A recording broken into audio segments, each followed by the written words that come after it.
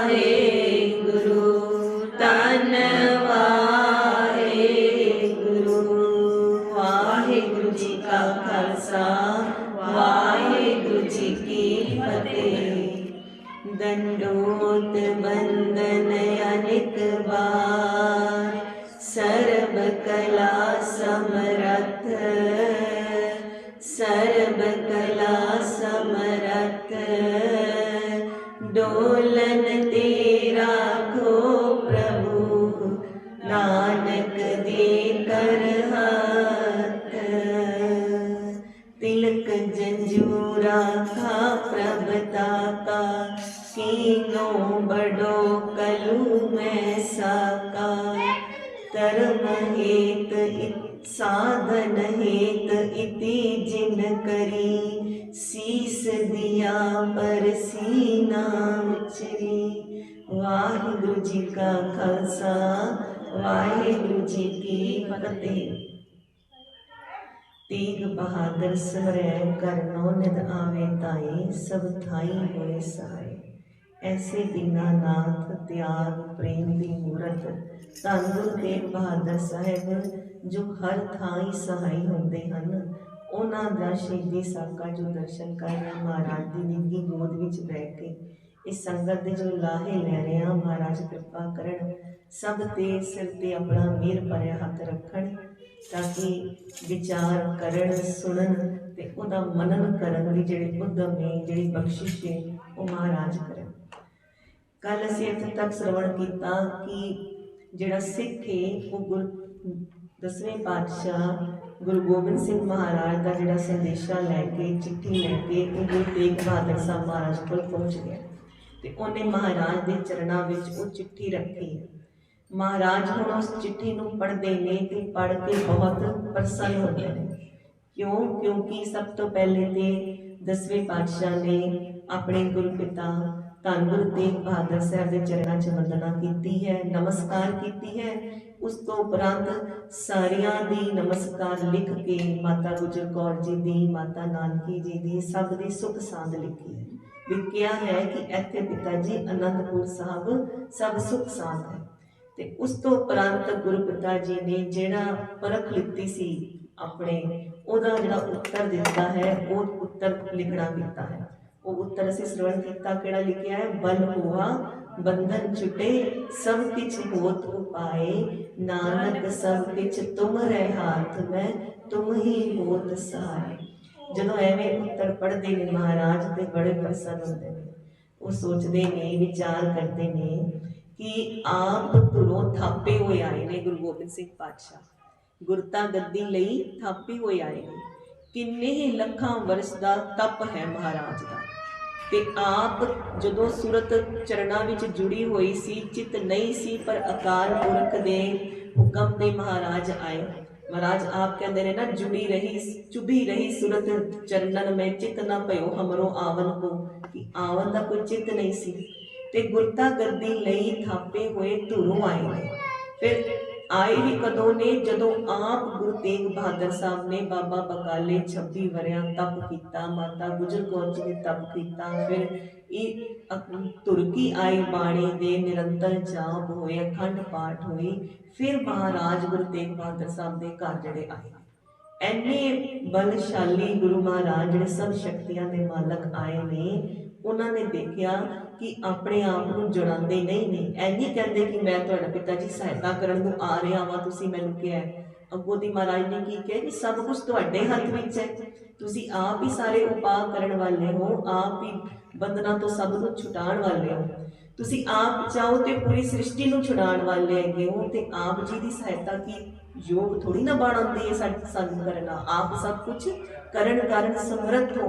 महाराज के विचार की सी जो महाराज ने तो पिता जी ने टोरिया सी सब ते वड्डा सतगुरु नानक जिन गल राखी मेरी। आप ते सब तो वड्डे आप ही। गुरता गद्दी दे गुरु नानक दे महाराज की गद्दी दे जिहड़ी एडी बलशाली गद्दी है जिहदे अगे सब गुप्त ते प्रगट शक्तियां हाथ बन के खड़ियां रहिंदियां ने। जिस गद्दी पास कलयुग का पहरा है, जिहड़ी आप निरंकार की गद्दी है, उस गद्दी दे आप मालक हो। ਜਦੋਂ ਐਵੇਂ ਪਿਤਾ ਜੀ ਨੇ ਧੰਨ ਗੁਰੂ ਤੇਗ ਬਹਾਦਰ ਸਾਹਿਬ ਨੇ ਆਪਣੇ ਸਾਹਿਬਜ਼ਾਦੇ ਦਾ ਆਸ਼ਾ ਜਾਣਿਆ ਤੇ ਸੋਚਿਆ ਵਿਚਾਰ ਕੀਤੀ ਕਿ ਜਿਹੜਾ ਸਾਹਿਬਜ਼ਾਦੇ ਨੇ ਉਹ ਪਰਖ ਵਿੱਚ ਪੂਰੇ ਉਤਰੇ ਨੇ। ਜਿਹੜੀ ਪਰਖ ਦੀ ਮਰਿਆਦਾ ਹੋਈ ਹੈ ਗੁਰਤਾ ਗੱਦੀ ਦੇਣ ਤੋਂ ਪਹਿਲੇ ਉਸ ਪਰਖ ਵਿੱਚ ਪੂਰੇ ਉਤਰੇ ਨੇ। ਤੇ ਮਹਾਰਾਜ ਨੇ ਹੁਣ ਸਿੱਖ ਨੂੰ ਕਿਹਾ ਜਾਓ ਤੇ ਜਾ ਕੇ ਇੱਕ ਨਾਰੀਅਲ ਸਿਰੀਫਲ, ਬਹੁਤ ਸੋਹਣਾ ਸਿਰੀਫਲ ਔਰ 5 ਪੈਸੇ ਲੈ ਕੇ ਆਓ। ਮਹਾਰਾਜ ਨੇ ਹੁਣ ਗੁਰਤਾ ਗੱਦੀ ਦੀ ਜਿਹੜੀ ਹੈ ਉਹ ਰਸਮ ਕਰਦੀ ਤੇ ਉਹ ਸਿੱਖ ਜਾਂਦਾ ਹੈ ਇਹ ਸਮਾਨ ਲੈਣ ਵਾਸਤੇ। ਇੱਥੋਂ ਜਿਹੜਾ ਕਾਜੀ ਗਿਆ ਮਹਾਰਾਜ ਕੋਲੋਂ ਆਪਣੀ ਸ਼ਕਤੀ ਨੂੰ ਵਾਪਸ ਲੈ ਕੇ ਗਰੀਬ ਨਿਵਾਜ ਨੇ ਜਿਹੜੀ ਝੋਲੀ ਭਰ ਕੇ ਭੇਜੀਏ, ਉਹ ਜਾਂਦਾ ਨਰੰਗੇ ਪਾਸ। ਤੇ ਨਰੰਗਾ ਨੂੰ ਜਦੋਂ ਪਤਾ ਚੱਲਦਾ ਹੈ ਵੀ ਕਾਜ਼ੀ ਵੀ ਅਸਫਲ ਹੋ ਕੇ ਆ ਗਏ ਨੇ, ਇਹ ਅਜਮੇਰ ਸ਼ਰੀਫ ਦੇ ਕਾਜੀ ਵੀ ਅਸਫਲ ਰਹੇ ਨੇ, ਤੇ ਉਲਟਾ ਕਾਜ਼ੀ ਸਾਹਿਬ ਕੀ ਕਹਿ ਰਹੇ ਨੇ ਹੁਣ ਵੀ ਜਿਸ ਘਰ ਵਿੱਚ ਮੱਥਾ ਝੁਕਾਣਾ ਬਣਦਾ ਹੈ ਉਸ ਘਰ ਨਾਲ ਮੱਥਾ ਨਹੀਂ ਲਾਏਗਾ। ਔਰੰਗਜ਼ੇਬ ਨੂੰ ਕੀ ਸਮਝਾਣਾ ਕਰਦੇ ਨੇ, ਇਹ ਇੰਨਾ ਉੱਚਾ ਪਵਿੱਤਰ ਘਰ ਹੈ, ਇਸ ਨਾਲ ਮੱਥਾ ਲਾਣਾ ਬਣਦਾ ਨਹੀਂ, ਇਹ ਅੱਲਾ ਦਾ ਤੂੰ ਆਪਣਾ ਨੂਰ ਸਮਝ ਤੇ ਇਸ ਘਰ ਨਾਲ ਮੱਥਾ ਨਾ ਲਾ। ਤੇ ਇਹ ਐਵੇਂ ਜਦੋਂ ਸੁਣਦਾ ਹੈ ਨਾ ਤੇ ਬੜਾ ਹੀ ਤਲਖੀ ਵਿੱਚ ਆ ਜਾਂਦਾ ਹੈ ਤੇ ਆਪਣੇ ਸਿਪਾਹੀਆਂ ਨੂੰ ਕਹਿ ਦਿੰਦਾ ਵੀ ਹੁਣ ਕਿਸੇ ਨੂੰ ਮਿਲਣ ਵੀ ਨਹੀਂ ਦੇਣਾ, ਵੀ ਹੋਰ ਸਖਤਿਆਈ ਕਰ ਦੋ। ਜਦੋਂ ਇਹ ਜਿਹੜੀ ਗੱਲ ਹੈ ਕਿ ਸਖਤਿਆਈ ਕਰ ਦਿੱਤੀ ਜਾਏ, ਹੁਣ ਕਿਸੇ ਨੂੰ ਮਿਲਣ ਵੀ ਨਾ ਦਿੱਤਾ ਜਾਏ, ਇਹ ਜਿਹੜਾ ਦਰੋਗਾ ਹੈ ਅਬਦੁਲ ਖਾਨ, ਉਸ ਦਰੋਗੇ ਦਾ ਨਾਮ ਆਇਆ ਜਿਹੜਾ ਪਹਿਰੇ ਤੇ ਸੀ, ਉਸ ਤੱਕ ਪਹੁੰਚਦੀ ਹੈ। ਪਰ ਅਬਦੁਲ ਖਾਨ ਦੇ ਹਿਰਦੇ ਵਿੱਚ ਗੁਰੂ ਚਰਨਾਂ ਪ੍ਰਤੀ ਸ਼ਰਧਾ ਹੋ ਆਈ ਹੈ। ਜਦੋਂ ਹੁਣ ਸਿੱਖ ਵਾਪਸ ਆਉਂਦਾ ਸਾਰਾ ਸਮਾਨ ਲੈ ਕੇ ਤੇ ਉਹ ਮਹਾਰਾਜ ਨੂੰ ਮਿਲਣ ਜਾਂਦਾ। ਕਈਆਂ ਨੂੰ ਵਿਚਾਰ ਆਉਂਦੀ ਨਾ ਕਿ ਮਹਾਰਾਜ ਮਿਲਦੇ ਕਿਵੇਂ ਰਹੇ, ਪਹਿਲੇ ਤੇ ਹਕੂਮਤ ਆਪ ਹੀ ਮਿਲਵਾਉਂਦੀ ਰਹੀ, ਉਸ ਤੋਂ ਬਾਅਦ ਇਹ ਜਿਹੜਾ ਦਰੋਗਾ ਹੈ ਉਹਨੇ ਮਿਲਣ ਦਾ ਮਤਲਬ ਪ੍ਰਬੰਧ ਕੀਤਾ ਕਿ ਮਿਲ ਲੈਣ। ਜਿਹੜਾ ਸਿੱਖ ਆ ਕੇ ਮਿਲਿਆ ਉਹਨੇ ਸ਼ਰੀਫਲ ਦਿੱਤਾ ਔਰ 5 ਪੈਸੇ ਦਿੱਤੇ ਤੇ ਮਹਾਰਾਜ ਨੇ ਜਿਹੜੇ ਦੋਹਰੇ ਦੇ ਬਾਕੀ ਦੇ 3 ਸ਼ਲੋਕ ਨੇ ਉਹ ਲਿਖਣਾ ਦਿੱਤੇ। ਕਵੀਰਾਜ ਸੰਤੋਖ ਜੀ ਇੱਕ ਸ਼ਲੋਕ ਦਾ ਵਰਣਨ ਕਰਦੇ ਨੇ ਕਿ ਉਹ ਕਹਿੰਦੇ ਨੇ ਕਿ ਇੱਕ ਸ਼ਲੋਕ ਲਿਖਣਾ ਕੀਤਾ, ਨਾਮ ਰਹਿਓ ਸਾਧੂ ਰਹਿਓ ਰਹਿਓ ਗੁਰ ਗੋਬਿੰਦ, ਕਹੋ ਨਾਨਕ ਇਹ ਜਗਤ ਮੈਂ ਕਿਨ ਜਪਿਓ ਗੁਰਮੰਤ। ਕਹਿੰਦੇ ਨਾਮ ਰਹੇਗਾ ਤੇ ਸਾਧੂ ਰਹਿਣਗੇ ਜਿਹੜੇ ਨਾਮ ਨੂੰ ਜਪਦੇ ਨੇ। ਨਾਮ ਰਹਿਓ ਸਾਧੂ ਰਹਿਓ ਰਹਿਓ ਗੁਰ ਗੋਬਿੰਦ, ਕਹਿੰਦੇ ਆਪ ਗੁਰੂ ਗੋਬਿੰਦ ਪਾਤਸ਼ਾਹ ਮਹਾਰਾਜ ਰਹਿਣਗੇ। ਜੇ ਇਸ ਨੂੰ ਅਲੱਗ ਕਰਕੇ ਇੱਕ ਪੰਕਤੀ ਦੇ ਕਿੰਨੇ ਹੀ ਅਰਥ ਹੋ ਸਕਦੇ ਨੇ, ਬਾਣੀ ਅਗਾਧ ਬੋਧ। ਕਹਿੰਦੇ ਗੁਰੂ ਜਿਨ੍ਹਾਂ ਜਿਹੜੇ ਗੁਰੂ ਸਾਹਿਬ ਨੇ, ਗੁਰੂ ਪਦ ਇੱਕੋ ਗੁਰੂ ਨਾਨਕ ਪਾਤਸ਼ਾਹ ਨਾਲ ਲੱਗਿਆ। ਕਹਿੰਦੇ ਗੁਰੂ ਸਾਹਿਬ ਆਪ ਰਹਿਣਗੇ, ਗੋਬਿੰਦ ਗੋ ਜਿਹੜੇ ਧਰਤੀ ਦੀ ਬਿੰਦ ਪਾਲਣਾ ਕਰਨ ਵਾਲੇ, ਉਹਨੂੰ ਧਾਰਨ ਕਰਨ ਵਾਲੇ ਨੇ, ਉਹ ਪ੍ਰਭੂ ਪਰਮਾਤਮਾ ਆਪ ਰਹਿਣਗੇ। ਗੁਰੂ ਗੋਬਿੰਦ ਗੁਰ ਪਰਮੇਸ਼ਰ ਤੇ ਪਾਰ ਬ੍ਰਹਮ ਪਰਮੇਸ਼ਰ ਭਾਵੇਂ ਹੋ ਗਿਆ ਕਿ ਉਹ ਰਹਿਣਗੇ। ਕਹੋ ਨਾਨਕ ਇਹ ਜਗਤ ਨੇ, ਹੋਰ ਇਸ ਜਗਤ ਵਿੱਚ ਕੌਣ ਰਹਿ ਸਕਦਾ ਹੈ, ਕਿਨ ਜਪਿਓ ਗੁਰਮੰਤ, ਜਾਂ ਫਿਰ ਕਿੰਨਾ ਅਰਥ ਹੁੰਦਾ ਹੈ ਜਾਂ ਫਿਰ ਜਿਨ੍ਹਾਂ ਨੇ ਗੁਰੂ ਮੰਤਰ ਵਾਹਿਗੁਰੂ ਦਾ ਜਾਪ ਕੀਤਾ ਹੈ ਉਹ ਅਮਰ ਤੇ ਅਟਲ ਰਹਿਣਗੇ। ਇਹ ਗੁਰੂ ਸਾਹਿਬ ਨੇ ਦੋਹਰਾ ਲਿਖਿਆ ਵੀ ਰਾਮ, ਫਿਰ ਅਗਲਾ ਰਾਮ ਨਾਮ ਉਰ ਮਹਿ ਗਇਓ, ਜਾਗੈ ਸਮ ਨਹੀਂ ਕੋਏ, ਜਹ ਸਿਮਰਤ ਸੰਕਟ ਮਿਟੈ ਦਰਸ ਤੁਹਾਰੋ। ਆਪਣੇ ਮਨ ਵਿੱਚ ਆਪਣੇ ਸਾਹਿਬਜ਼ਾਦੇ ਦਾ ਧਿਆਨ ਕਰਕੇ ਦੇਖੋ, ਆਪ ਪਿਤਾ ਨੇ, ਗੁਰਤਾ ਗੱਦੀ ਦੇ ਮਾਲਕ ਨੇ। ਹੁਣ ਇਹ ਗੁਰਿਆਈ ਜਿਹੜੀ ਦੇਣ ਦੀ ਅਦੁੱਤੀ ਖੇਡ ਹੈ, ਇਹ ਗੁਰੂ ਨਾਨਕ ਦੇ ਘਰ ਹੈ। ਇਹ ਇੰਨੀ ਵਿਲੱਖਣ ਖੇਡ ਹੈ ਕਿ ਆਪਣੇ ਹੀ ਸੇਵਕ ਸਾਹਮਣੇ ਝੁਕ ਜਾਣਾ ਤੇ ਆਪਣੇ ਹੀ ਪੁੱਤਰ ਸਾਹਮਣੇ ਝੁਕ ਜਾਣਾ। ਖਾਲੀ ਝੁਕਣਾ ਹੀ ਨਹੀਂ, ਗੁਰਤਾ ਗੱਦੀ ਦੇਖ ਕੇ ਉਹਨਾਂ ਦੇ ਚਰਨਾਂ 'ਚ ਨਮਸਕਾਰ ਕਰਨਾ। ਐਵੇਂ ਗੁਰੂ ਪਿਤਾ ਜੀ ਨੇ ਇੱਥੇ ਆਪਣੀ ਸੁਰਤ ਰਾਹੀਂ ਆਪਣੇ ਸਾਹਿਬਜ਼ਾਦੇ ਦੇ ਚਰਨਾਂ ਦਾ ਧਿਆਨ ਕਰਕੇ ਉਹਨਾਂ ਦੇ ਚਰਨਾਂ ਤੇ ਮੱਥਾ ਟੇਕਿਆ, ਨਮਸਕਾਰ ਕੀਤੀ, 4 ਪਰਿਕਰਮਾ ਕੀਤੀਆਂ, ਉਹ ਨਾਰੀਅਲ ਦੇ 5 ਪਾਸੇ ਅੱਗੇ ਰੱਖ ਕੇ ਗੁਰਤਾ ਗੱਦੀ ਅਰਪਣ ਕੀਤੀ। ਗੁਰਤਾ ਗੱਦੀ ਅਰਪਣ ਕਰਨ ਤੋਂ ਪਛਾਤ ਆਪਣੇ ਅੰਦਰ ਜੋ ਮਹਾਰਾਜ ਦੀ ਨਿਰੰਕਾਰ ਸਰੂਪ ਗੁਰੂ ਨਾਨਕ ਦੀ ਜੋ ਜੋਤ ਵਰਤ ਰਹੀ ਸੀ, ਉਹ ਜੋਤ ਆਪਣੇ ਸਾਹਿਬਜ਼ਾਦੇ ਗੋਬਿੰਦ ਰਾਏ ਵਿੱਚ ਪ੍ਰਵਿਸ਼ਟ ਕਰ ਦਿੱਤੀ ਕਿ ਹੁਣ ਇਹ ਗੁਰਤਾ ਗੱਦੀ ਦੇ ਮਾਲਕ ਗੁਰੂ ਗੋਬਿੰਦ ਪਾਤਸ਼ਾਹ ਮਹਾਰਾਜ ਨੇ। ਕਈਆਂ ਨੂੰ ਵਿਚਾਰ ਹੁੰਦੇ ਕਿ 5 ਪੈਸੇ ਤੇ ਨਾਰੀਅਲ ਹੀ ਦੇਣਾ ਸੀ ਤੇ ਉਹ ਐਵੇਂ ਸਿੱਖ ਨੂੰ ਕਹਿ ਦਿੰਦੇ ਮਹਾਰਾਜ ਕਿ ਤੁਸੀਂ ਲੈ ਜਾਓ। ਨਹੀਂ, ਇਹ ਜਿਹੜੀ ਖੇਡ ਹੈ, ਇਹ ਜਿਹੜੀ ਰਸਮ ਹੈ, ਇਹਦੀ ਰਮਜ਼ ਨੂੰ ਸਮਝੋ ਕਿ ਇਹ ਬਹੁਤ ਉੱਚੀ ਅਵਸਥਾ ਦੇ ਮਾਲਕ ਹੋਣ ਤੇ ਆਪ ਪਰਮਾਤਮਾ ਹੀ ਇੰਨੀ ਨਿਮਰਤਾ ਧਾਰਨ ਕਰ ਸਕਦੇ ਨੇ ਕਿ ਇੰਨੀ ਸ਼ਕਤੀਆਂ ਨੂੰ ਅਜਰ ਅਵਸਥਾ ਨੂੰ ਜਰਨਾ ਤੇ ਜਰ ਕੇ ਆਪਣੇ ਪੁੱਤਰ ਦੇ ਪੈਰੀ ਹੱਥ ਲਗਾ ਦੇਣਾ, ਆਪਣੇ ਸੇਵਕ ਨੂੰ ਆਪਣੀ ਗੱਦੀ ਤੇ ਬਿਠਾਲ ਕੇ ਆਪਣੇ ਜਿੰਦੇ ਜੀ ਉਹਦੇ ਚਰਨਾਂ ਤੇ ਨਮਸਕਾਰ ਕਰ ਲੈਣੀ। ਇਹ ਬਹੁਤ ਅੰਦਰ ਨਮਰਤਾ ਹੋਏ ਨਾ, ਜਿਹਦੇ ਰੋਮ ਰੋਮ ਵਿੱਚ ਕੋਈ ਇਹ ਕਰ ਸਕਦਾ ਹੈ। ਕੋਈ ਕਰ ਸਕਦਾ ਐਵੇਂ ਕੋਈ ਗੁਰੂ ਆਪਣੇ ਚੇਲੇ ਨੂੰ ਆਪਣੀ ਗੱਦੀ ਤੇ ਬਿਠਾਲ ਦੇਵੇ।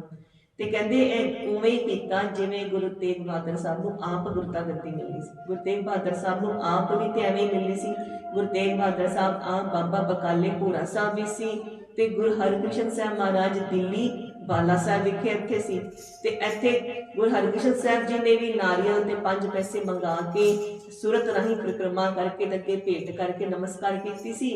ਐਵੇਂ ਹੀ ਗੁਰੂ ਤੇਗ ਬਹਾਦਰ ਸਾਹਿਬ ਨੇ ਕੀਤਾ ਕਿ 5 ਪੈਸੇ ਤੇ ਨਾਰੀਅਲ ਮੰਗਾ ਕੇ ਭੇਟਾ ਕਰਕੇ ਸੂਰਤ ਰਾਹੀਂ ਪਰਿਕਰਮਾ ਕਰਕੇ, ਕਿਉਂਕਿ ਇੰਨੀ ਉਹਦੇ 'ਚ ਜਗ੍ਹਾ ਵੀ ਨਹੀਂ ਕਿ ਤੁਸੀਂ ਪਰਿਕਰਮਾ ਕਰ ਸਕੋ। ਆਪ ਜੀ ਨੇ ਸਰਵਣ ਕੀਤਾ ਨਾ, ਸੁਰਤ ਰਾਹੀਂ ਪਰਿਕਰਮਾ ਕਰਕੇ ਉੱਤੇ ਹੀ ਚਰਨਾਂ 'ਚ ਨਮਸਕਾਰ ਕਰਕੇ ਗੁਰਤਾ ਗੱਦੀ ਦੀ ਜਿਹੜੀ ਭੇਟਾ ਹੈ ਉਹ ਆਪਣੇ ਸਾਹਿਬਜ਼ਾਦੇ ਗੁਰੂ ਗੋਬਿੰਦ ਸਿੰਘ ਮਹਾਰਾਜ ਨੂੰ ਦਿੱਤੀ। ਹੁਣ ਜਿਸ ਨੂੰ ਗੁਰਤਾ ਗੱਦੀ ਮਿਲ ਰਹੀ ਹੈ ਉਹ ਆਪ ਵੀ ਜਾਣਦੇ ਤੇ ਜਾਣਦੇ ਨੇ ਕਿ ਗੁਰਤਾ ਗੱਦੀ ਗੁਰੂ ਗੋਬਿੰਦ ਪਾਤਸ਼ਾਹ ਪਾਸ ਆਪ ਆ ਗਈ ਹੈ। ਜਦੋਂ ਇਹ ਖੇਡ ਗੁਰੂ ਸਾਹਿਬ ਇੱਥੇ ਕਰ ਰਹੇ ਨੇ ਤੇ ਉਹ ਸਿੱਖ ਨੂੰ ਦੇ ਕੇ ਭੇਜਦੇ ਨੇ ਤੇ ਕਹਿੰਦੇ ਨੇ ਕਿ ਹੁਣ ਤੁਸੀਂ ਜਿਵੇਂ ਆਏ ਸੀ ਨਾ, ਉਵੇਂ ਹੀ ਬਿਨਾਂ ਥਕੇਵੇਂ ਅਕੇਵੇਂ ਤੋਂ ਅਨੰਦਪੁਰ ਸਾਹਿਬ ਪਹੁੰਚਣਾ ਤੇ ਇਹ ਪੱਤਰ ਤੇ 5 ਪੈਸੇ ਨਾਰੀਅਲ ਸਾਹਿਬਜ਼ਾਦੇ ਨੂੰ ਦੇਣਾ ਕਰਨਾ ਤੇ ਹੁਕਮ ਸੁਣਾਣਾ ਕਿ ਅੱਜ ਤੋਂ ਗੁਰੂ ਗੋਬਿੰਦ ਸਿੰਘ ਪਾਤਸ਼ਾਹ ਮਹਾਰਾਜ ਹੈ। ਇਹ ਆਪ ਆਪਣੇ ਮੁਖ ਨਾਲ ਉਚਾਰ ਕੇ ਮਹਾਰਾਜ ਨੇ ਕਿਹਾ ਕਿ ਉਹਨਾਂ ਨੂੰ ਗੁਰਤਾ ਗੱਦੀ ਅਰਪਣ ਕਰਨੀ ਔਰ ਸਾਰੇ ਸਿੱਖਾਂ ਨੂੰ ਕਹਿਣਾ ਕਿ ਹੁਕਮ ਆਇਆ ਹੈ ਅੱਜ ਤੋਂ ਗੁਰੂ ਨੇ ਜਿਹੜੇ ਉਹ ਗੁਰੂ ਗੋਬਿੰਦ ਰਾਏ ਇਹ ਸਾਹਿਬਜ਼ਾਦਾ ਹੁਣ ਗੁਰਤਾ ਗੱਦੀ ਤੇ ਵਿਰਾਜਮਾਨ ਹੋਣਗੇ। ਪਰ ਰਸਮੀ ਤੌਰ ਤੇ ਜਿਹੜੇ ਗੁਰੂ ਗੋਬਿੰਦ ਸਿੰਘ ਪਾਤਸ਼ਾਹ ਮਹਾਰਾਜ ਗੁਰਤਾ ਗੱਦੀ ਤੇ ਵਿਰਾਜਮਾਨ ਹੋਏ, ਉਹ ਸੀਸ ਦੇ ਵੀ ਸੰਸਕਾਰ ਤੋਂ ਬਾਅਦ ਤਖਤ ਤੇ ਜਿਹੜੇ ਰਸਮੀ ਤੌਰ ਤੇ ਬੈਠੇ ਸੀ ਨਾ, ਉਹ ਫਿਰ ਬਾਅਦ ਚੋਂ ਬੈਠੇ ਸੀ। ਪਰ ਇਹ ਜਿਹੜੀ ਗੁਰਤਾ ਗੱਦੀ ਦੀ ਰਸਮ ਹੈ ਉਹ 9ਵੇਂ ਪਾਤਸ਼ਾਹ ਨੇ ਸੀਸਗੰਜ ਸਾਹਿਬ ਵਿਖੇ ਆਪਣੀ ਸ਼ਹੀਦੀ ਤੋਂ 2 ਦਿਨ ਪਹਿਲੇ ਦੇ ਦਿੱਤੀ ਸੀ ਗੁਰਤਾ ਗੱਦੀ। ਜਾਣੋ ਕਿ ਹੁਣ ਜਿਹੜਾ ਅਸੀਂ ਸ਼ਹੀਦੀ ਦਿਵਸ ਆ ਰਿਹਾ ਹੈ ਉਹ 28 ਨਵੰਬਰ ਨੂੰ ਹੈ ਤੇ 26 ਨਵੰਬਰ ਨੂੰ ਗੁਰਤਾ ਗੱਦੀ ਦਿਵਸ ਹੈ ਗੁਰੂ ਗੋਬਿੰਦ ਸਿੰਘ ਪਾਤਸ਼ਾਹ ਮਹਾਰਾਜ ਨੇ ਦੇ ਦਿੱਤੀ ਸੀ 26 ਦਸੰਬਰ ਨੂੰ, 26 ਨਵੰਬਰ ਨੂੰ 2 ਦਿਨ ਪਹਿਲੇ। ਪਰ ਜਿਹੜੇ ਬੈਠੇ ਸੀ ਗੁਰੂ ਸਾਹਿਬ ਰਸਮੀ ਤੌਰ ਤੇ ਉਹ ਸੀਸ ਦਾ ਸੰਸਕਾਰ ਕਰਨ ਤੋਂ ਬਾਅਦ ਤਾਂ ਬੈਠੇ ਸੀ, ਜਦੋਂ ਦਸਤਾਰਬੰਦੀ ਹੋਈ ਸਾਰੇ ਸਿੱਖਾਂ ਨੇ ਮਿਲ ਕੇ ਕੀਤੀ, ਉਸ ਸਮੇਂ ਗੁਰੂਦੇਵ ਵਿਰਾਜਮਾਨ ਹੋਏ ਸੀ। ਜਦੋਂ ਇੱਥੇ ਸਾਰਾ ਵਰਤਾਰਾ ਗੁਰੂ ਸਾਹਿਬ ਕਰ ਰਹੇ ਨੇ ਤੇ ਉੱਥੇ ਕਹਿੰਦੇ ਚੱਕ ਨਾਨਕੀ ਅਨੰਦਪੁਰ ਸਾਹਿਬ ਮਾਤਾ ਗੁਜਰ ਕੌਰ ਜੀ ਨੂੰ ਰਾਤਰੀ ਦੇ ਪਹਿਲੇ ਪਹਿਰ ਸਾਰਾ ਸੁਪਨ ਹੋਇਆ। ਮਾਤਾ ਜੀ ਸੁਪਨ ਵਿੱਚ ਕੀ ਵੇਖਦੇ ਨੇ ਕਿ ਉਹਨਾਂ ਦੇ ਸਿਰ ਦੇ ਮਾਲਕ, ਉਹਨਾਂ ਦੇ ਪਤੀ ਸਤਿਗੁਰੂ ਗੁਰੂ ਤੇਗ ਬਹਾਦਰ ਸਾਹਿਬ ਉਹਨਾਂ ਦੇ ਲਾਲ ਗੋਬਿੰਦ ਰਾਏ ਨੂੰ ਗੁਰਤਾ ਗੱਦੀ ਅਰਪਣ ਕਰ ਰਹੇ ਨੇ, ਉਹਨਾਂ ਦੀ ਪਰਿਕਰਮਾ ਕਰ ਰਹੇ ਨੇ, ਗੋਬਿੰਦ ਰਾਏ ਨੂੰ ਮੱਥਾ ਟੇਕ ਰਹੇ ਨੇ। ਸਿਰਫ ਇਹੀ ਨਹੀਂ ਵੇਖਿਆ, ਮਾਤਾ ਜੀ ਨੇ ਅਗਲਾ ਵੀ ਵੇਖ ਲਿਆ ਕਿ ਮਾਲਕ ਵਾਹਿਗੁਰੂ ਧੰਨ ਗੁਰੂ ਤੇਗ ਬਹਾਦਰ ਸਾਹਿਬ ਦਾ ਜਿਹੜਾ ਸੀਸ ਹੈ ਉਹ ਧੜ ਤੋਂ ਵੱਖਰਾ ਹੋਇਆ। ਜਦੋਂ ਐਵੇਂ ਮਾਤਾ ਗੁਜਰ ਕੌਰ ਜੀ ਨੇ ਵੇਖਿਆ ਨਾ ਤੇ ਇੰਨਾ ਭਿਆਨਕ ਸੁਪਨਾ ਵੇਖ ਕੇ ਬਹੁਤ ਬੈਰਾਗ ਔਰ ਦੁਖੀ ਹੋ ਗਏ। ਮਾਤਾ ਜੀ ਉਸੇ ਵਕਤ ਉੱਠ ਗਏ।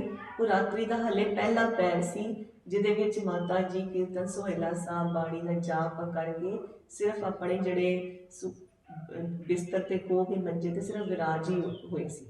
ਜਦੋਂ ਐਵੇਂ ਸੁਪਨ ਨੂੰ ਵੇਖ ਕੇ ਇੰਨਾ ਡੈਡਾ ਸੁਪਨਾ ਦੇਖਿਆ ਤੇ ਉੱਠ ਖੜੇ ਹੋਏ ਤੇ ਹੁਣ ਆਪਣੇ ਮੰਜੀ ਤੇ ਬੈਠੇ ਹੀ ਉਸੇ ਬਿਸਤਰੇ ਤੇ ਵੈਰਾਗ ਦੀ ਹੋ ਗਈ ਮੂਰਤ। ਉਹਨਾਂ ਦੇ ਨੈਣਾਂ ਤੋਂ ਜਿਹੜਾ ਕਹਿੰਦੇ ਨੇ ਜਲ ਵਹੀ ਜਾ ਰਿਹਾ, ਜਿਹੜਾ ਰੁਕ ਹੀ ਨਹੀਂ ਰਿਹਾ। ਉਸ ਅਵਸਥਾ ਵਿੱਚ ਪਹੁੰਚਦੇ ਨੇ, ਮਿਲ ਮੇਰੇ ਪ੍ਰੀਤਮਾ ਜੀਓ ਤੁਧ ਬਿਨ ਖਰੀ ਨਿਮਾਣੀ, ਮਿਲ ਮੇਰੇ ਪ੍ਰੀਤਮਾ ਜੀਓ ਤੁਧ ਬਿਨ ਖਰੀ ਨਿਮਾਣੀ, ਮੈਂ ਨੈਣੀ ਨੀਂਦ ਨਾ ਆਵੇ ਭਾਵੇਂ ਅੰਨ ਨਾ ਪਾਣੀ। ਐਵੇਂ ਜਦੋਂ ਨੈਣਾਂ ਚੋਂ ਨੀਰ ਵਹੀ ਜਾ ਰਿਹਾ ਹੈ, ਮੈਂ ਨੀਰ ਵਹੇ ਵਹਿ ਚੱਲੇ ਜੀਓ, ਇਸ ਤਰ੍ਹਾਂ ਦੀ ਜਦੋਂ ਅਵਸਥਾ ਹੋ ਰਹੀ ਹੈ ਤੇ ਉਹ ਰਾਤਰੀ ਦੇ ਪਹਿਲੇ ਪੈਰ ਤੋਂ ਅੰਮ੍ਰਿਤ ਵੇਲਾ ਵੀ ਗੁਜ਼ਰ ਗਿਆ ਤੇ ਭੋਰ ਹੋਇਆ। ਇਸ ਸਮੇਂ ਜਿਹੜੇ ਗੁਰੂ ਗੋਬਿੰਦ ਸਿੰਘ ਪਾਤਸ਼ਾਹ ਮਹਾਰਾਜ ਨੇ ਉਹਨਾਂ ਦਾ ਨਿਯਮ ਸੀ ਕਿ ਉਹ ਆਪਣੇ ਅੰਮ੍ਰਿਤ ਵੇਲੇ ਧਿਆਨ ਤੋਂ ਜਦੋਂ ਉੱਠਦੇ ਸੀ ਤੇ ਪਹਿਲੇ ਆਪਣੇ ਮਾਤਾ ਜੀ ਨੂੰ ਤਿਆਰ ਹੋ ਕੇ ਦੀਵਾਨ ਵਿੱਚ ਜਾਣ ਤੋਂ ਪਹਿਲੇ ਮਾਤਾ ਜੀ ਦੇ ਚਰਨਾਂ 'ਚ ਨਮਸਕਾਰ ਕਰਨ ਆਉਂਦੇ ਸੀ।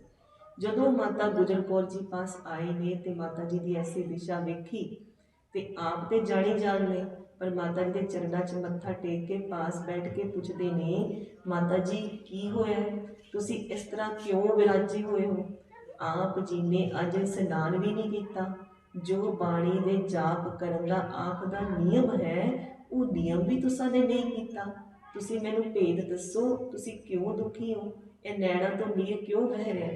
कहते माता जी के नैण ना उपर ਨੂੰ उठते ही नहीं, धरती ते चुके पे ने और नीर लगातार वही जा रहा ते किसी को कुछ दसते भी नहीं, कोई जड़ाते भी नहीं, क्योंकि पहले होर भी दासियां जिहड़ी सेवक करने वास्ते नाल रहिंदियां ने, वो भी पुछ के गईयां ने, पर देख के दूरों, पर माता जी किसी नाल कोई ही गल नहीं कर रहे। जदों माता जी ने कहा, माता जी तुहाडा ते मैं बचपन तो बाणी आप जी पास सुनदा आया कि पटना साहब तो नियम है माता जी का कि गोबिंद राय जी को पंगूड़े विच पा देना ते सुखमनी साहब गौड़ी 52 अखरी महाराज जुबानी कंठ ने माता जी को, ते सारी बाणी आप अपने कंठ तो लाल जी को सुनानी। माता जी मैं तो वड्डा ही तुहाडे मुख तो बाणी सुन के होया वां, ते अज तुसीं कोई नियम नहीं कीता और स्नान भी नहीं किया। मैनूं दसना करो आप जी नूं की होया। ते जदों इस तरह बार बार मिन्नत की ते फिर माता गुजरी जी ने दसिया कि लाल जी मैं रात को बड़ा ही भयानक सपना वेख्या। जद दा मैं वो सपना वेख्या मैनू मेरे को नींद नहीं आ रही, ना मैनू चैन आ रही है, मेरा हृदय जड़ा है बहुत दुखी और संतप्त हो गया है। ऐसा की स्वप्न देखे है? देखो महाराज दी लीला कर रहे हैं। कहते मैं सुपने विच देखिया कि आप जी के पिता जी ने आप जी को गुरता गद्दी दे दी, आप दी परिक्रमा की, 5 पैसे ते नारियल आप जी को अर्पण कर दिते। फिर की होया माता जी? कहते अगे मैं बहुत दुख देने वाली गल वेख लई। मैं अगे वेख्या मेरे मालक का जड़ा सीस है ना वो धड़ तो वखरा होया पिया। ये गल जिहड़ी है मेरे को जरी नहीं जा रही। ते अपने लाल नूं कहते ने, माता जी लाल जी एक काम करो, एक बहुत तेज दौड़न वाला घोड़ा एक सिख नूं दिओ, उन्हों कहो कि बहुत जल्दी गुरु तेग बहादुर साहब पास पहुंचे दिल्ली, ते उन्हां दी जिहड़ी सुख सांद है ना वो लैके आए। जदों वो सुख सांद लैके आएगा ते ही मेरे हृदय नूं जिहड़ा ना चैन आएगा। हुण आप गोबिंद पातशाह महाराज सब जानते हैं कि साका जिहड़ा वरतान विच कोई समा रह नहीं गया, पर हुण माता जी की आग्ञा सुन के महाराज कहते हैं भी हुक्म की पालना होगी। तो महाराज उस समय एक सिख नूं बुलाना करते हैं, उन्होंने उस तरह ही बहुत तेज दौड़न वाला घोड़ा देते हैं। तो माता जी अपनी तरफ तो भी कहते हैं, तो 10वें पातशाह भी कहते हैं भी रस्ते कितने रुकना नहीं, कोई थकेवा नहीं होएगा। देखो ये गुरु साहब का आशीर्वाद लैके जो चलते सी ना, तो सिख ना थकते सी ना चल चल के अकते सी, खुद ना अक जाना, क्योंकि महाराज का आशीर्वाद होंदा सी, ना थकेना थकना है ना अकना है, लगातार चल के तेज़म तेज़ उत्थे पहुँचना। कहते महाराज ने जो एवं किया कि सुख सांद लैके आओ। फिर उस तो बाद महाराज ने जो सिख घोड़े से सवार होने लगा ना महाराज का आशीर्वाद लैके, 10वें पातशाह कहते हैं कि उत्थों दी एक दिल्ली तो सिख चलिया होया जिहड़ा तुहानूं रस्ते विच मिलेगा। महाराज तो जानते ना कि गुरता गद्दी लैके एक सिख उत्थों चलिया होया। महाराज कहते उत्थों दी एक सिख चलिया होया है जिहड़ा आप तुहानूं जिहड़ा वो मार्ग विच मिलेगा। जदों इस तरह किया तो कहते उस सिख नूं कहना कि जल्दी कदम बढ़ा के आनंदपुर साहब नूं आए, ते आप तुसां ने उत्थे ही सिख नूं कहा कि गुरु पिता जी पास जाके उन्हां दे चरणों 'च नमस्कार करनी ते उन्हां नूं जाके मिलना करना। जिहड़ा सिख रस्ते 'च मिलेगा उन्होंने कहना है कि जल्दी बुलाया गुरु पिता जी ने, ते आप तुसी उस स्थान पर जाना जिथे धन गुरु तेग बहादुर साहब विराजमान ने, ते उन्हां दे चरणों 'च जाके नमस्कार करनी। जदों एवें किया तो सिख उत्थों दी टुर पिया। ਇੱਥੇ ਜਿਹੜਾ ਹੁਣ ਜਦੋਂ ਨਰੰਗਾ ਹੈ ਉਹ ਬਹੁਤ ਤਲਖੀ ਵਿੱਚ ਆ ਗਿਆ ਕਿ ਕੋਈ ਉਪਾਅ ਨਹੀਂ ਸੁਝ ਰਿਹਾ, ਤੇ ਉਹ ਹੁਣ ਕੀ ਵਿਉਂਤ ਬਣਾ ਰਹੇ ਨੇ ਕਿ ਜੇ ਗੁਰੂ ਤੇਗ ਬਹਾਦਰ ਸਾਹਿਬ ਨੇ ਇੱਕ ਆਖਰੀ ਵਾਰ ਵੀ ਕਹਿਣ ਤੇ ਮੇਰੀ ਗੱਲ ਨਾ ਮੰਨੀ ਕਿ ਜਾਂ ਤੇ ਦੀਨ ਇਸਲਾਮ ਕਬੂਲ ਕਰੋ ਜਾਂ ਫਿਰ ਕਰਾਮਾਤ ਦਿਖਾਓ, ਨਹੀਂ ਤੇ ਮੈਂ ਤੁਹਾਨੂੰ ਬਹੁਤ ਬੇਰਹਿਮੀ ਨਾਲ ਕਤਲ ਕਰ ਦਿਆਂਗਾ ਕਿ ਦੇਖਣ ਵਾਲਿਆਂ ਦੀ ਰੂਹ ਕੰਬ ਜਾਏਗੀ, ਜਿਹੜੇ ਅੱਗੇ ਤੋਂ ਐਵੇਂ ਦਾ ਕੁਝ ਸੋਚਣਗੇ ਨਹੀਂ। वो आप नहीं जानता कि भी जिन्हों के सिख एवं शहीदियां पा गए ने, क्या वो उस गुरु को डराया जा सकता जिहदे विद्यार्थी इस तरह के होण। जदों एवें दा फतवा जारी करन दा सोच रहा है तो यह गल है ना जी वो दरोगा अब्दुल खान तक भी पहुँच जाती है। ਤੇ ਉਹ ਕੀ ਕਰਦਾ ਹੈ, ਰਾਤਰੀ ਨੂੰ ਜਿਹੜਾ ਪਿੰਜਰੇ ਦਾ ਦਰਵਾਜ਼ਾ ਹੈ ਨਾ ਉਹਨੂੰ ਪੋਲਾ ਜਿਹਾ ਖੋਲ ਦਿੰਦਾ ਹੈ ਤੇ ਖੋਲ ਕੇ ਆਵਾਜ਼ ਦਿੰਦਾ ਮਹਾਰਾਜ ਨੂੰ ਕਿ ਤੁਸੀਂ ਚਲੇ ਜਾਓ। ਤੇ ਮਹਾਰਾਜ ਕਹਿੰਦੇ ਨੇ ਕੌਣ ਹੈ? ਕਹਿੰਦਾ ਜੀ ਮੈਂ ਅਬਦੁਲ ਖਾਨ ਦਰੋਗਾ ਵਾਂ ਜਿਹੜਾ ਪਹਿਰੇ ਤੇ ਆ। ਮਹਾਰਾਜ ਕਹਿੰਦੇ ਕਿ ਦਰਵਾਜ਼ਾ ਕਿਉਂ ਖੋਲਿਆ ਹੈ? ਕਹਿੰਦੇ ਮਹਾਰਾਜ ਤੁਸੀਂ ਇੱਥੋਂ ਦੀ ਚਲੇ ਜਾਓ, ਮੇਰੀ ਬੇਨਤੀ ਨੂੰ ਸਵੀਕਾਰ ਕਰੋ। ਮੈਂ ਜੋ ਸਭ ਦ੍ਰਿਸ਼ ਵੇਖੇ ਨੇ ਤੇ ਸੁਣੇ ਨੇ, ਮੇਰੇ 'ਚ ਹੋਰ ਸ਼ਕਤੀ ਨਹੀਂ ਰਹਿ ਗਈ ਕਿ ਮੈਂ ਆਪ ਜੀ ਨੂੰ ਵੀ ਇਸ ਤਰ੍ਹਾਂ ਵੇਖ ਸਕਾਂ। ਤੇ ਮਹਾਰਾਜ ਕਹਿੰਦੇ ਜੇ ਅਸੀਂ ਚਲੇ ਗਏ ਤੇ ਤੇਰੇ ਨਾਲ ਕੀ ਹੋਏਗਾ? ਤੇ ਤੂੰ ਕੀ ਸੋਚਦਾ ਅਸੀਂ ਚਲੇ ਜਾਵਾਂਗੇ? ਕਹਿੰਦਾ ਮਹਾਰਾਜ ਮੇਰੀ ਬੇਨਤੀ ਹੈ ਆਪ ਜੀ ਨੂੰ, ਮੈਂ ਵੇਖਿਆ ਆਪ ਜੀ ਦਾ ਬਿਰਧ ਐਸਾ ਹੈ कि जो मांगे ठाकुर अपने ते सोई सोई देवै, नानक दास मुख ते जो बोलै इहां उहां सच होवे। महाराज तुसीं उस काजी नूं ਉਹਦੀ ਸ਼ਕਤੀ ਵਾਪਸ ਮੋੜਦੀ ਜਿਹੜੀ ਤੁਹਾਡੇ ਕੋਲੋਂ ਸ਼ਕਤੀ ਲੈਣ ਆਇਆ ਸੀ, ਤੁਹਾਡੀ ਖਿੱਚਣ ਆਇਆ ਸੀ, ਤੇ ਆਪ ਜੀ ਮੇਰੀ ਬੇਨਤੀ ਨਹੀਂ ਸਵੀਕਾਰ ਕਰੋਗੇ? ਕਹਿੰਦਾ ਮਹਾਰਾਜ ਕਹਿੰਦੇ ਜੇ ਅਸੀਂ ਚਲੇ ਗਏ ਤੇਰੀ ਬੇਨਤੀ ਸਵੀਕਾਰ ਕਰਕੇ ਤੇ ਤੇਰੇ ਨਾਲ ਕੀ ਹੋਏਗਾ? ਕਹਿੰਦਾ ਮਹਾਰਾਜ ਜਦੋਂ ਤੁਹਾਡੇ ਸਿੱਖਾਂ ਨੂੰ ਸ਼ਹੀਦ ਕੀਤਾ ਨਾ, ਉਸ ਤੋਂ ਜ਼ਿਆਦਾ ਤਸੀਹੇ ਦੇ ਕੇ ਮੈਨੂੰ ਮਾਰ ਦੇਣਗੇ। ਤੇ ਮਹਾਰਾਜ ਕਹਿੰਦੇ ਤੈਨੂੰ ਡਰ ਨਹੀਂ ਆਉਂਦਾ? ਕਹਿੰਦਾ ਨਹੀਂ ਮਹਾਰਾਜ ਮੈਂ ਉਹ ਨਹੀਂ ਵੇਖ ਸਕਦਾ ਜੋ ਇਸ ਤੋਂ ਬਾਅਦ ਹੁਣ ਕੱਲ ਪਰਸੋਂ ਹੋਣਾ। ਮੇਰੀ ਬੇਨਤੀ ਆ ਚਲੇ ਜਾਓ। ਮਹਾਰਾਜ ਕਹਿੰਦੇ ਤੈਨੂੰ ਦਰਸ਼ਨ ਕਰਦੇ ਹੋਏ ਕਿੰਨਾ ਸਮਾਂ ਹੋਇਆ? ਤੇ ਮਹਾਰਾਜ ਜਦ ਤੋਂ ਤੁਸੀਂ ਦਿੱਲੀ ਆਏ ਹੋ ਅਤੇ ਕਾਰਾਗ੍ਰਹਿ 'ਚ ਆਏ ਹੋ, ਮੈਂ ਆਪ ਜੀ ਦੇ ਦਰਸ਼ਨ ਕਰ ਰਿਹਾ। ਤੇ ਮਹਾਰਾਜ ਕਹਿੰਦੇ ਸੋਚ ਲੈ ਅਬਦੁਲ ਖਾਨ, ਤੇਰੇ ਪਾਸ ਕੁਝ ਦਿਨਾਂ ਦੀ ਸਿੱਖੀ ਹੈ, ਕੁਝ ਦਿਨਾਂ ਤੋਂ ਦਰਸ਼ਨ ਕਰਨੇ ਹੈ, ਤੇਰੇ ਪਾਸ ਕੁਝ ਦਿਨਾਂ ਦੀ ਸਿੱਖੀ ਹੈ ਤੇ ਤੈਨੂੰ ਸ਼ਹਾਦਤ ਦਾ ਇੰਨਾ ਸ਼ੌਂਕ ਹੋ ਗਿਆ ਹੈ। ਜਿਹੜੇ ਗੁਰੂ ਵਿੱਚ ਸ਼ਹੀਦ ਹੋਣਾ ਹੈ ਕੀ ਜਾਣਦਾ ਹੈ ਕਿ ਉਹ ਗੁਰੂ ਇਸ ਮੈਦਾਨ ਨੂੰ ਛੱਡ ਕੇ ਚਲਾ ਜਾਏਗਾ? ਕਹਿੰਦੇ ਮਹਾਰਾਜ ਫਿਰ ਮੇਰੀ ਬੇਨਤੀ ਕਿਵੇਂ ਪੂਰੀ ਹੋਏਗੀ? ਤੁਸੀਂ ਤੁਹਾਡਾ ਤੇ ਬਿਰਧ ਹੈ ਜੋ ਮੰਗੇ ਠਾਕੁਰ ਆਪਣੇ ਤੇ। ਕਹਿੰਦੇ ਮਹਾਰਾਜ ਕਹਿੰਦੇ ਜੇ ਤੂੰ ਕੋਈ ਸੇਵਾ ਹੀ ਕਰਨੀ ਹੈ ਨਾ, ਤੇਰੇ ਮਨ ਦੀ ਰੀਝ ਹੈ, ਤੇ ਮੈਂ ਜੋ ਸੇਵਾ ਦੱਸਦਾ ਉਹ ਕਰ, ਹੁਕਮ ਕਰੋ ਮਹਾਰਾਜ।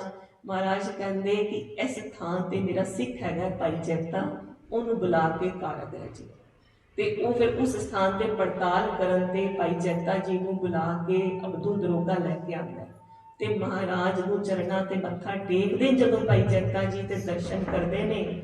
ਦਰਸ਼ਨ ਤੇ ਮਹਾਰਾਜ ਦੇ ਬਹੁਤ ਅਡੋਲ ਨੇ। ਦੇਖੋ ਮਹਾਰਾਜ ਇਸ ਹਰਕ ਸੋਗ ਤੋਂ, ਭੁੱਖ ਪਿਆਸ ਤੋਂ, ਸਭ ਚੀਜ਼ਾਂ ਤੋਂ ਬਹੁਤ ਉੱਪਰ ਨੇ, ਕਿਉਂਕਿ ਸਿੱਖਾਂ ਦੀ ਸਾਡੀ ਤੇ ਸ਼ਰਧਾ ਹੈ, ਪਰ ਜੋ ਤਸੀਹੇ ਦੇ ਰਹੇ ਨੇ ਉਹਨਾਂ ਦੀ ਐਸੀ ਭਾਵਨਾ ਨਹੀਂ ਹੈ। ਉਹ ਤੇ ਡਰਾਉਣ ਵਾਸਤੇ, ਧਮਕਾਉਣ ਵਾਸਤੇ ਕਿ ਮਹਾਰਾਜ ਬਦਲ ਜਾਣ, ਉਸ ਵਾਸਤੇ ਦੇ ਰਹੇ ਨੇ। ਪਰ ਜੋ ਮਹਾਰਾਜ ਦਾ ਮਸਤਕ ਹੈ ਨਾ, ਉਵੇਂ ਹੀ ਅਡੋਲ ਅਚਲ, ਉਵੇਂ ਹੀ ਅਨੂਪ, ਉਵੇਂ ਹੀ ਜਿਹਦਾ ਵਰਣਨ ਨਹੀਂ ਹੋ ਸਕਦਾ, ਉਸ ਤਰ੍ਹਾਂ ਦਾ ਉਹਨਾਂ ਦਾ ਮਹਾਰਾਜ ਦਾ ਚਿਹਰਾ ਦਗਦਗ ਕਰਦਾ। ਉਹੀ ਮੱਥੇ ਤੇ ਨੂਰਾਨੀ ਫੁਹਾਰ ਫੁੱਟ ਰਹੀ ਹੈ, ਉਹੀ ਲਾਲੀ ਮੱਥੇ ਤੇ ਚਮਕ ਰਹੀ ਹੈ, ਉਹੀ ਅੰਦਰ ਲੋਹ ਹੈ ਜਿਹੜੀ ਨਿਰੰਕਾਰ ਦੀ, ਉਹ ਬਾਹਰ ਤੱਕ ਪ੍ਰਕਾਸ਼ ਹੋ ਰਹੀ ਹੈ। ਜਿਸ ਰੂਪ ਦੇ ਦਰਸ਼ਨ ਨਹੀਂ ਮਤਲਬ ਵਰਣਨ ਤੋਂ ਪਰੇ ਨੇ, ਉਸ ਰੂਪ ਦੇ ਦਰਸ਼ਨ ਆ ਕੇ ਭਾਈ ਜੈਤਾ ਜੀ ਕਰਦੇ ਨੇ, ਚਰਨਾਂ ਤੇ ਨਮਸਕਾਰ ਕਰਦੇ ਨੇ। ਤੇ ਮਹਾਰਾਜ ਉਹਨਾਂ ਨੂੰ ਕੀ ਕਹਿਣਾ ਕਰਦੇ ਨੇ, ਮਹਾਰਾਜ ਕਿਰਪਾ ਕਰਨਗੇ। ਅਸੀਂ ਕੱਲ ਇਸ ਥਾਂ ਤੋਂ ਅੱਗੇ ਜਿਹੜਾ ਹੈ ਇਹ ਪ੍ਰਸੰਗ ਸਰਵਣ ਕਰਾਂਗੇ। ਹੁਣ ਸਮੇਂ ਦੀ ਸਮਾਪਤੀ ਹੈ। ਮਹਾਰਾਜ ਬਹੁਤ ਕਿਰਪਾ ਕਰਨ ਸਾਡੀ ਸਾਰੀ ਸੰਗਤ ਉੱਪਰ, ਕਿਰਪਾ ਕਰਕੇ ਸਾਨੂੰ ਆਪਣੇ ਦਰ ਘਰ ਤੋਂ ਆਪਣੀਆਂ ਅਮੋਲਕ ਦਾਤਾਂ ਬਖਸ਼ਿਸ਼ ਕਰਨ ਤੇ ਭੁੱਲਾਂ ਨਾ ਚਿਤਾਰਨ, ਕਿਉਂਕਿ ਬੇਅੰਤ ਭੁੱਲਾਂ ਹੁੰਦੀਆਂ ਨੇ। ਮਹਾਰਾਜ ਦੇ ਸਾਕੇ ਨੇ ਜਿਹੜੇ ਇਹ ਵਰਣਨ ਕਰਨੇ ਵੀ ਔਰ ਸੁਣਨੇ ਵੀ, ਸੁਣਨ ਵਿੱਚ ਵੀ ਭੁੱਲ ਹੁੰਦੀ ਹੈ ਤੇ ਕਹਿਣ ਵਿੱਚ ਵੀ ਤੇ ਲਿਖਣ ਵਿੱਚ ਵੀ। ਅਸੀਂ ਤੇ ਭੁੱਲਣਹਾਰ ਜੀਵ ਆ ਨਾ, ਤੇ ਭੁੱਲ ਤੋਂ ਉੱਪਰ ਕੌਣ ਨੇ? ਗੁਰੂ। ਅਭੁੱਲ ਗੁਰ ਕਰਤਾਰ, ਤੇ ਉਹੀ ਉਹ ਬਖਸ਼ਣ ਯੋਗ ਨੇ। ਮਹਾਰਾਜ ਬਖਸ਼ ਲੈਣ, ਸਾਡੀਆਂ ਭੁੱਲਾਂ ਨਾ ਚਿਤਾਰਨ, ਸਾਨੂੰ ਆਪਣੇ ਦਰ ਘਰ ਤੋਂ ਸਿੱਖੀ ਦਾਤ, ਕੇਸ ਦਾਤ, ਰਹਿਤ ਦਾਨ, ਵਿਵੇਕ ਦਾਨ, ਵਿਸਾਹ ਦਾਨ, ਭਰੋਸਾ ਦਾਨ ਬਖਸ਼ ਕੇ ਨਿਹਾਲ ਨਿਹਾਲ ਕਰਮ ਦਾਨਾ ਸਰਦਾਨ ਨਾਮ ਦਾਨ, ਦਾਨਾ ਸਰਦਾਨ ਨਾਮ ਦਾਨ। झूलते निशान रहे अंत महाराज, झूलते निशान रहे अंत महाराज, सजते दीवान रहे गुरु महाराज, सजते दीवान रहे गुरु महाराज। धन गुरु तेग बहादुर साहिब, धन गुरु तेग बहादुर, धन गुरु तेग बहादुर साहिब, धन गुरु तेग बहादुर, धन गुरु तेग बहादुर साहिब, धन गुरु तेग बहादुर, धन गुरु तेग बहादुर साहिब, धन गुरु तेग बहादुर, धन गुरु तेग बहादुर साहिब। वाहिगुरु जी का खालसा, वाहिगुरु जी की फतेह।